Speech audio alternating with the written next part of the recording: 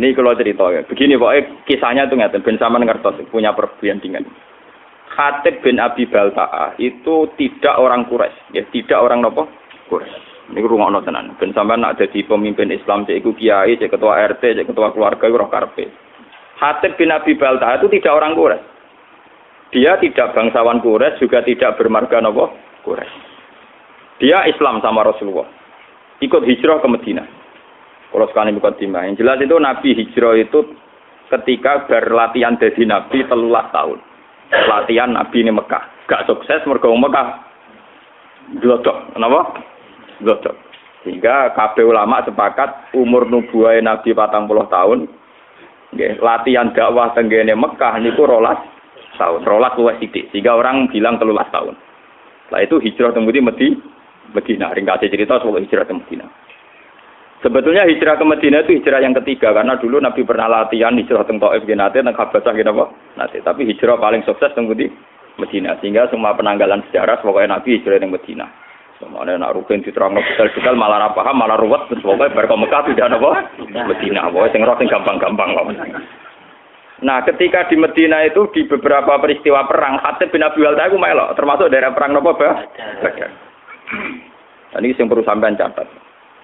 Saya ini seorang gus anak kiai, putune kiai. Paling repot tuh nak ngadepi masyarakat. Ngeten iki kasusnya ngeten iki. Ben sampean tahu cara Rasulullah menyelesaikan. Khatib bin Abi Balta'a karena tragedi hijrah itu sebuah tragedi. Tentu orang itu tidak sempat mengamankan harta-hartanya. Padahal rata-rata orang yang hijrah itu yang meninggalkan harta dan keluarga. Misalnya bojone orang Islam, anak orang Islam ditinggal. Dunyane cara omah rong dikunci, aset-aset rong dipasrahno kudu cepat-cepat napa hijrah. Karena keadaannya emergensi, tentu cepat-cepat ninggal. Termasuk bawa-bawa nom barang ditinggal. Karena wong Arab ora harus di bojo sitok. Mboten iki nanti ini guyon tapi nanti menjadi ilmiah. Masuk babonan-babonan nom napa ditinggal. Bener sampean kok ceritane. Akhirnya sahabat Muhajirin yang Madinah iku tanpa bojo. Malane kata cerita sahabat Ansor bojone papa itu kowe karep di milih iku ya tak pegat ngono ida bar rabi kowe. Sehingga bojo pertama sahabat Muhajirin adalah bojo bekasnya sahabat napa? Itu semua ahli tarikh sepakat begitu. Karena bojo-bojo yang belum Islam atau apa masih ditinggal di Mekah. Nah, karena Sayyidina Umar itu bermarga Quraisy, orang Quraisy, Abu Bakar juga orang Quraisy bermarga Quraisy. Rata-rata Muhajirin itu margane Quraisy. Atau punya pertalian darah dengan orang napa? Quraisy. Sehingga ketika mereka merasa nyaman di Madinah, ya sakjane ana nakalane ana sok sucine. Sok sucinya begini. Mereka sudah dipuji-puji bahwa karena hijrah itu meninggalkan keluarga dan harta. Tapi sebetulnya bukan ninggal nepleng gak. Ya diam-diam misalnya Ruben di rumah Tipene, kok Mustafa di rumah misanane, pokoknya diam-diam ana sing rumah. Sehingga mereka tidak ada ketakutan kehilangan harta, termasuk Mbok Nom. Boten iki mengke ana critane, termasuk Mbok Nom bulan tak bulan-bulan ini termasuk kata kunci, termasuk napa? Mbok Nom. Iki termasuk kata kunci iki. Memang benar sejarah. Nah, suatu saat Rasulullah itu karena sudah perang Badar mendekati Fathu Mekah sekitar tahun 667 karena Fathu Mekah rata-rata ulama membuat penanggalan tahun 8 apa Hijriah. Setelah itu kan Rasulullah tinggal 2 tahun lagi wafat. Nggih. Setelah itu Nabi haji wada dan menjadi haji terakhir. Nasi Khatib ini karena tahu Rasulullah suatu saat kembali ke Mekah dengan kekuatan penuh dan pasti menang. Perlu dicatat, Khatib ini sudah tahu kekuatan penuh Rasulullah, bahwa Rasulullah sekarang orang yang sukses, punya pasukan yang terampil, semuanya punya orang loyalis yang hebat. Mesti nak masuk Mekah itu menang kan. Wong perang Badar ya menang wong Islam, beberapa perang menang napa wong Islam. Akhirnya Khatib kirim surat. Ngirim satu perempuan. Jadi mulai dhisik nak kon dadi intelijen wong wedok ora nyurigai. Jadi mulane kasusé wong itu kirim surat. Nduk pokok iki suratno nek penduduk Mekah. Suatu saat Mekah dikuasai Rasulullah. Lha iku mitra-mitraku sing nyelametno asetku iku kandhani. Ben soban nak ana serangan Rasulullah frontal iku dunya aku ora dadi goni bang.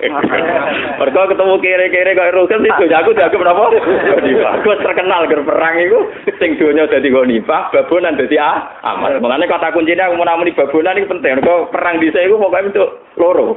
Tak goni bang mbek aman. Soalnya sahabat itu budi-budi jak perang seneng kok Khalid bareng.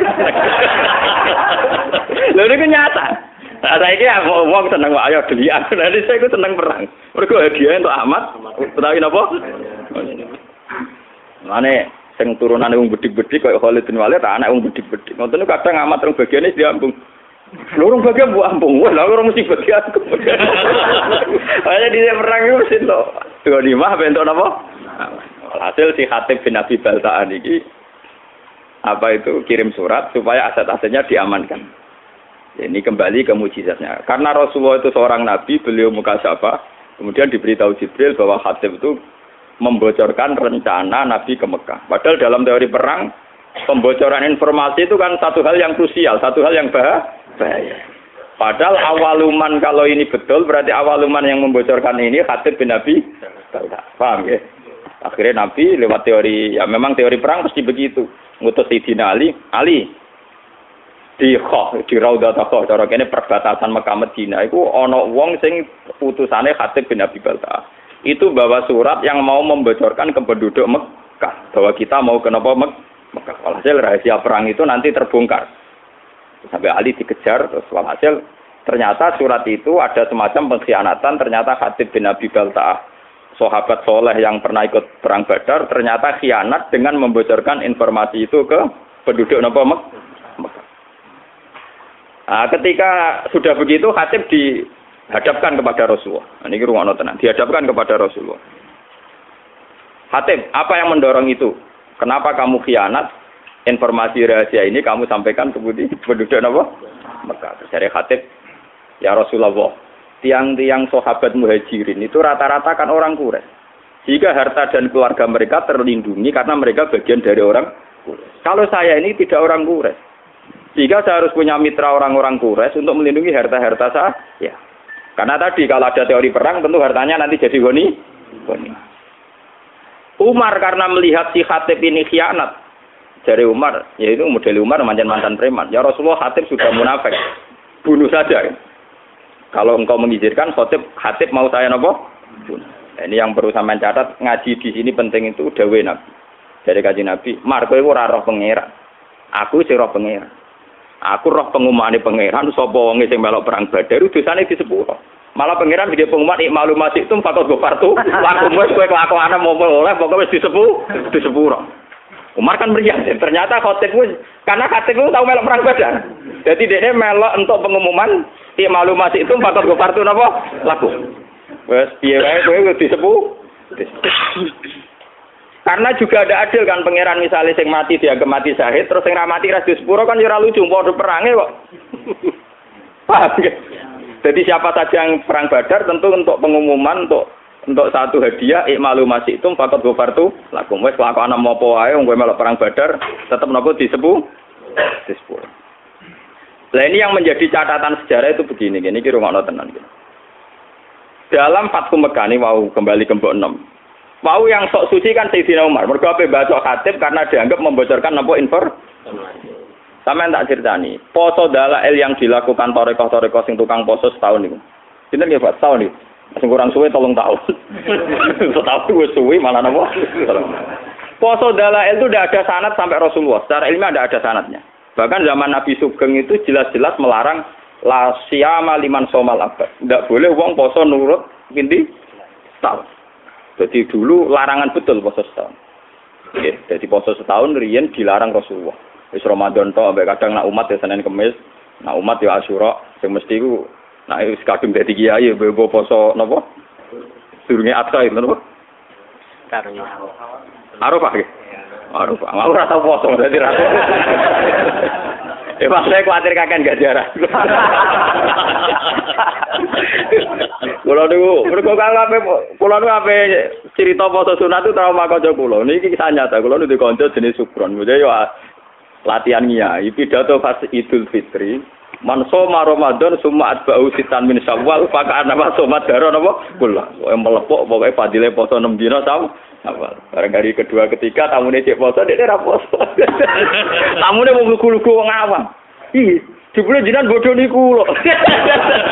Kula mau arep jenengan jebule jenengan gak poso. Dekne leng kula kapok wong iso suci. Niku tuan kula wis kula arep jenengan kapok. Jebule banyak umat sing poso niteni. Pos sing do foto 6 dina do sowan dekne. Syukrane rokokan tenang. Iya jebule jenengan bodho niku lho. Kula mun foto-foto ana jenengan jule jenengan gak poso. Kira tuan kula kuwapok kok Gus. Kula ngiyi tenanan kuwapok. Akhire saiki wis ger pidato fadilah mulang ngono. Dene kula ge ngoten ning titi ngomong fadilah mulang. Misale kula wiridan kalah Mbak Mustofa. Nyabari melarat kalah Mbak Ruhin. Misale kula cerita fadilatus sabri alal fakri. Saya tetep kalah Mbak Ruhin. Wong kula ndak ada reputasi fakir nemen-nemen. Mulai kisahnya. Ini kurang tenan. Yang perlu dicatat, Umar ini balik ke foto dalail. Ketika Sulhul Hudaybiyah dan ada masalah besar perjanjian, ini masalah tarik, makanya saya ulang-ulang. Ketika Sulhul Hudaybiyah antara Rasulullah dan kafir Quraisy, itu ada perjanjian-perjanjian yang merugikan umat Islam. Gini, saat itu kata orang-orang kafir, "Mat, kamu boleh tawaf, tapi tahun depan. Kamu nggak boleh mempengaruhi orang Mekah supaya masuk Islam. Kalau sampai ada masuk Islam, harus kamu kembalikan menjadi kafir lagi. Tapi orang Islam yang menjadi kafir, rasa balik nomat, macam asal usulnya kafir." Kurang ajar maksudnya. Umar marah-marah, "Ya Rasulullah, bagaimana mungkin perjanjian ini Anda terima, sementara semuanya merugikan umat Islam?" Ini perbatasan Hudaybiyah. Perbatasan apa? Hudaybiyah. Ini rumah tenan. Muatat Umar, yo sok suci muatat. Mumpun Kanjeng Nabi perang mawon timbang ino, timbang napa? Ino. Dari Kanjeng Nabi. Ora marung, aku rene niat umroh, padahal niku Nabi niate napa? Umroh. Aku rene niat umroh ora niat perang. Karo dene ora nggo alat perang, Mar. Lah sing lucu, Kanjeng Nabi ya tahu disangsikan sampai belum pernah Sayyidina Umar bantah Kanjeng Nabi dan menyangsikan kenabiannya Kanjeng Nabi kecuali dalam peristiwa Hudaybiyah. Kanjeng Nabi yo duwe seni. Walhasil Kanjeng Nabi itu ketika mendekati Hudaybiyah itu Nabi ketok senyum-senyum seneng. Nabi ya aneh, itu seni. Ketok senyum-senyum. Takoki Mbak Umar ya Mbak Abu Bakar. Ya Rasulullah, kenapa engkau kelihatan sumringah seneng? Barusan tadi malam. Laqad unzilat alayya lailah suratun ahabbu ilayya mimma talati samsu. Aku bantuk surat sing informasinya itu sangat menyenangkan. Oh, iku luwih seneng timbang donya sak isine kok. Nah, termasuk surat iku la tadkhulunal masjidal harama insyaallah aminina muhallikina napa ruusakum wa muqassirin. Gini ku surat Fatah bahwa orang Islam dijamin masuk Masjidil Haram aminina dengan keadaan sentuh. Sahabat itu seneng, wah iki kasil tenan informasi kok Nabi kan gak ngarah salah. Wah kasil tenan iso tawaf iso mek. Ternyata Sulhul Hudaybiyah ada problem. Ning rumah ana gitu Hudaybiyah ada napa? Problem. Umar di kesempatan. Lha jenengan dhewe sing critakno ayat nak kita bakal latat khuluna Masjidil Haram insyaallah amin. Kok malah kejadian ngeten ra iso mlebu-mlebu Mekah. Kanjeng Nabi cek jawab aja lu. Ya tapi ayat iku ora muni taun iki, Mar. Tapi ning ayat iku ora ono taun iki, Mar. Ya Pak Umar iku, Umar kotom iku sing ada wong tenan wae. Wes gak terima deh, takut Abu Bakar. Abu Bakar jawabnya ngono. Abu Bakar malah lebih eloknya cakemnya. Ya tapi kan ini insya-Allah, Mas. Coba ini cerita, sampai ngerti bahwa sahabat itu mansam terus apian terus ada problem-problem sosial. Latat kulun nal Masjidil Haram apa? Insya-Allah tuh kalau gue nak ngiyai mesti enak. Kok enak-enak? Ya kan ada jaminan saiki. Tunggu-tunggu lah repot. Tak sobede ra barbar kan. Yang tim mati tenan. Nah, ini walhasil terus. Ya itu Umar saking mangkel ya. Di luar kendali sampai keterucut meninggal. Ketika informasi itu di luar dugaan dia kan nafsirkan kalau aminina ya sekarang ya, kenapa? Ternyata tidak jadi sekarang. Jawab Umar sampai Nabi ditanya gini di luar kendali. Alas ta Rasulullah, tapi engkau tetap Rasulullah dan masih Rasulullah. Wah, aku kok Nabi kaget waduh. Maksudnya biasanya nggak informasi kan cos banget. Nah kali ini meleset berarti alas taruh. Jangan-jangan kau sudah ada Rasulullah. Umar saking dari Nabi nggak emosi. Ya tapi tetap Rasulullah. Lah semua informasi dari engkau mesti benar. Iya mesti benar. Lah tapi kenapa ada jadi masuk Mekah sekarang? Ya mergo ora ono tahun ini dari Nabi jaganya mergo ora ono jaminan tadi. Walhasil Nabi menerima konsep Sulhul Hudaybiyah dan akhirnya Nabi kembali ke Madinah tanpa terjadi umrah. Sampai 2 tahun kemudian baru terjadi napa? Lah iku Sayyidina Umar akhirnya nyari ana poso dalan. Buarene Madinah dene sewadar. Jebule ngotot bantah Nabi dene ora kangen Ka'bah. Duwe bondo kowe. Jadi tidak ngotot bantah Nabi ora kangen Ka'bah. Munamuni apa tuaku ora ono pikiran tuaku ora ono. Mergo kangen mbok enom sing suwi ra dikumpul. Saiki wis itu gerbang Mekah le yo gara-gara kangen mbok enom kok aku bantah Nabi ngantek ngono, paham ya? Terus dia sumpah-sumpah pe poso setahun. Mulane poso setahun niku sanate dalil ila Umar radhiyallahu anhu. Iku ngaparoi ngempet mbok enom. Nganti bantah sinten? Mulane to dadi mitos nak poso dalil nyebur dosa. Mergo dosa bantah Nabi kelebur, mulane dosa ringan-ringan kemana. Niku ceritane. Sehingga Umar lah awaluman sing mensyariatkan poso napa? Gara-gara mangkel. Gara-gara mbok enom wae dekne bantah Kanjeng Nabi modho ni Ka'bah. Engko sithik-sithik meneh kangen tawaf. Kan ning uteke dhewe ora ono kamus tawaf ora ono. Wah, kamus tawaf mboten en. Lah niki balik teng Khatib bin Abi Balta. Khatib ini pula juga di mbok enom di keluarga. Paham ya? Nah, malah niku ini yang kaitan dengan saya dengan para anak-anak kiai. Maksudnya sing waras sing gelem mikir agama. Niku memang kesulitan. Misalnya saya ini hafal Quran, saya ngapalkan hadis. Sampai sekarang saya masih belajar, masih berburu kitab. Yes, masih berburu kitab. Dan saya menikmati belajar agama, nikmati mulan. Tapi kan tidak semua orang Islam yang punya nasib kayak saya. Yang punya nikmat kayak saya.